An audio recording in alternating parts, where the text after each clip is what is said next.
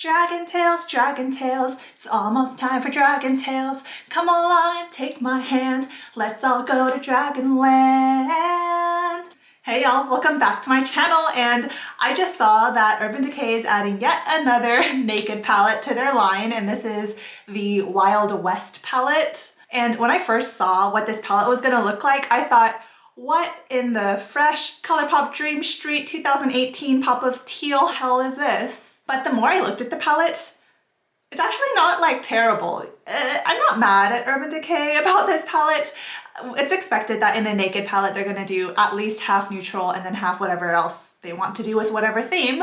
But the main thing that actually inspired me about seeing this release was the gorgeous packaging. So it's called the Wild West palette, but the packaging reminded me of dragon scales, and oh, there was such a gorgeous gradient across. I'll put a picture of it up here, and just seeing those colors like all reflecting into each other really inspired me to not dupe every shade, because I don't think that would be really helpful since this palette is like very neutral and it's not very difficult to dupe that. I figured I would reimagine the palette but base it on the gorgeous packaging, and so the inside would match the packaging. The fun thing about new releases for me is not really the deliberation over purchasing, it's more a strike of creative inspiration for me, because my own creativity has its own limits. And so take this Urban Decay Naked Wild West palette. Even though I'm not super inspired by the colors inside the palette, I'm so inspired by just the packaging. And so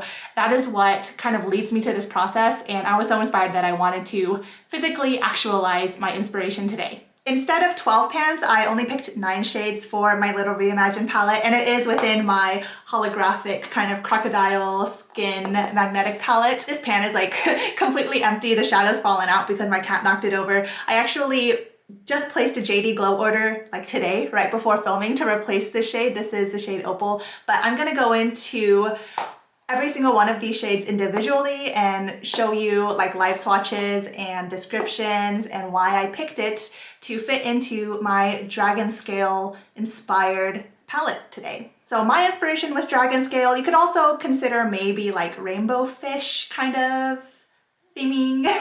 I have 3 JD Glow, 3 from the Alter Ego Artemis palette, and 3 new shadows to y'all and to me, and these are from my Kaleidos palettes.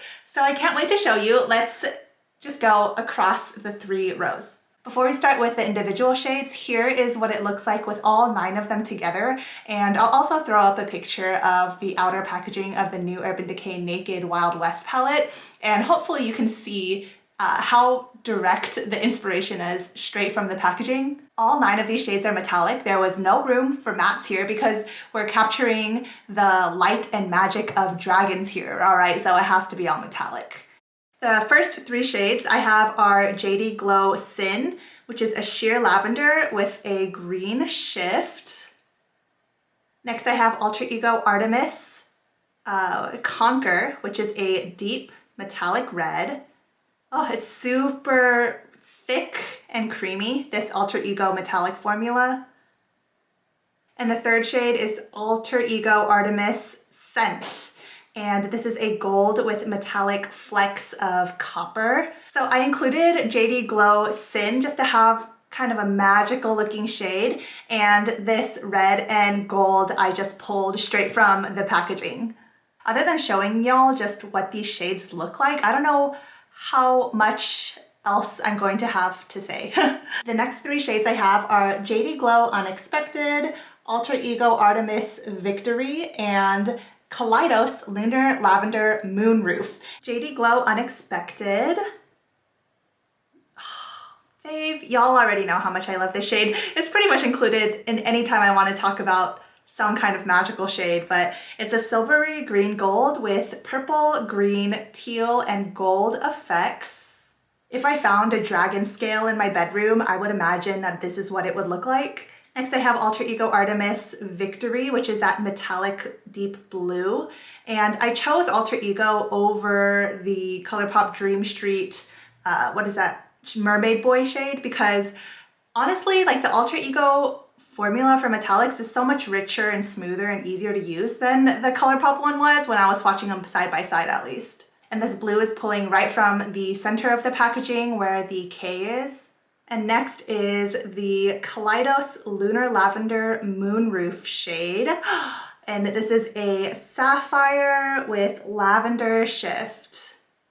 This is like a thinner topper shade, but it is still so strong on its own. Oh, it's so pretty. What I found was missing from the Urban Decay palette, if you were to expect the inside to look like the outer packaging, is the purples and the pinks and the kind of fiery oranges. None of that was in there, so I wanted to include some of those, and this purple is starting to step into that direction, and we'll see the other tones in the last 3 shades.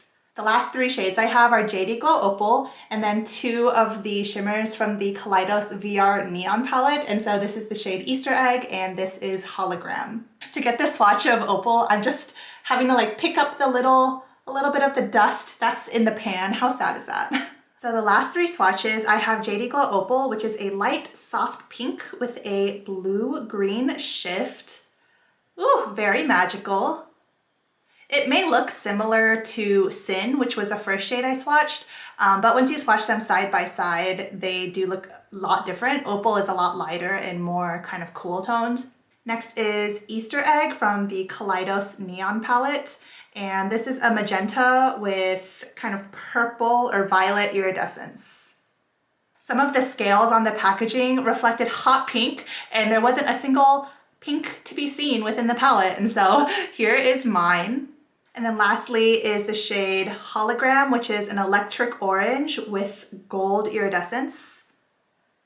Ooh, so the main thing you can see among all of my picks is pretty much that they're mostly duochrome, and that's just what happens with scales. Fish's scales, dragon scales, other scales that I can't think of right now. I feel like duochromes have to be the default for this kind of theming over like flat tones, because I'm trying to conjure up like the feeling of maybe walking in a forest along a riverbed and you like maybe hallucinate a glint of something in the corner of your eye and you don't know what it is.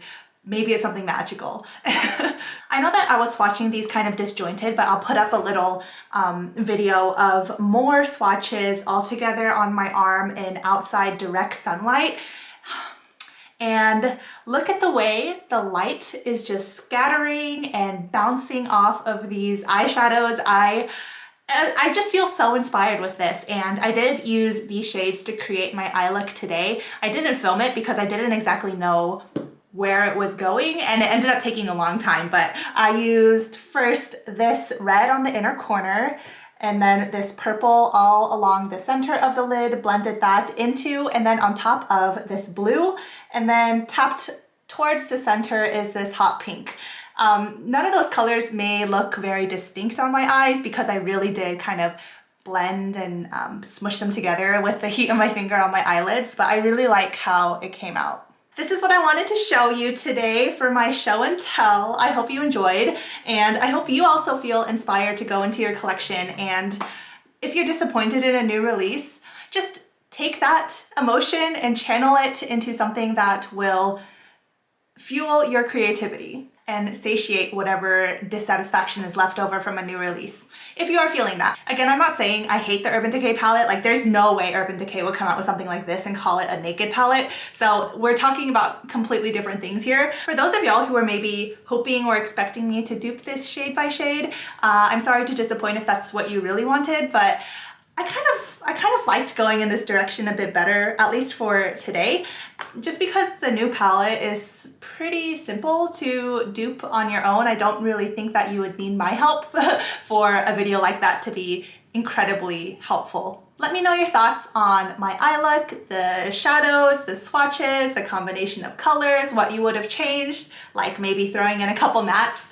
I just thought it wasn't necessary, and I built this whole look without any mattes either, so I think it looks pretty magical, and that was the goal. I hope you have a great rest of your day. Thank you so much for spending your precious time with me today. Remember that y'all are my treasure.